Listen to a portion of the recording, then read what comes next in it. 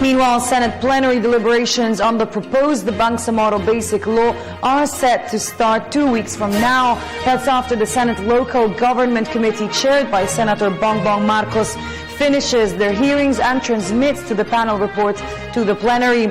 Senate President Franklin Drilon said Marcos has agreed to end the committee hearings in 2 weeks. The BBL passed before Congress adjourns sine die on June 11. In today's panel hearings, the Peace Council, tasked by President Aquino to review the provisions of the proposed law, maintained that the BBL is overwhelmingly constitutional. Jade, Miguel reports.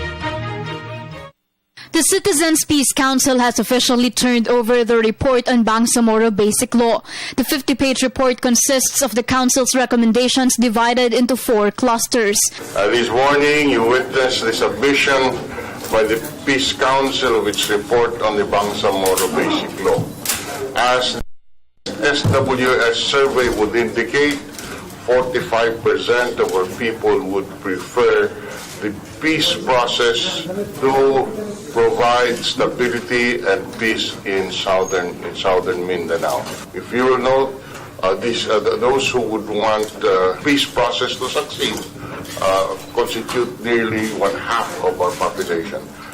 It is in that context that we are glad that the Peace Council has submitted its report on the Bangsamoro Basic Law this morning. Clusters tackle points including BBL's constitutionality, social justice, economy, and human security. What was first discussed in the resumption of BBL hearings is BBL's constitutionality, discussed by former Chief Justice Hilario Davide Jr. Based on the report, the BBL does not make the Bangsamoro government a state, and that the provisions on people, territory, and self-determination do not imply the creation of a separate state. It is said that these are consistent with the Constitution mandating the creation of autonomous regions. The second point indicates that the Constitution permits the creation of a parliamentary government within local units, as is the objective with the establishment of Bangsamoro government. Furthermore, to remove confusion on the powers of Bangsamoro government, the Council clarified that the granting of exclusive powers by the central government is not tantamount to a superior Bangsamoro government nor a weakened central government. The Council recommends the definition of exclusive powers as devolved by the executive branch, which then exercises general supervision over the Bangsamoro government. The fourth point stipulates that the Supreme Court and the constitutional bodies remain their exercise of power once Bangsamoro is established. It says that the Congress grants power to an autonomous region to create offices as the Bangsamoro Human Rights, Auditing, Civil Service, and Electoral offices, but this does not equate to substitution or diminution of powers. Lastly, it is stated in the report that the plebiscite requirement of the BBL abides by the Constitution on the process for creation of the autonomous region.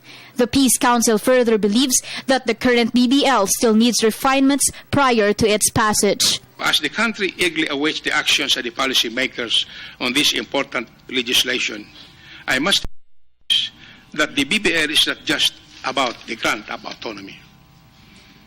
It should not be seen as merely a matter of division of powers, resources, or responsibilities between a national government and an autonomous region. The BBL should be understood for what it really is, an instrument to pursue social justice and development for the constituents of the autonomous region, for the entire Mindanao, and for the country in general. Unless we do something about these areas of concern and some refinements will be done, then the constitutional issue may remain.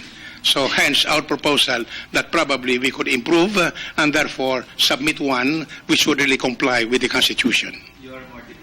For the People's Television, this is Jade, Miguel reporting.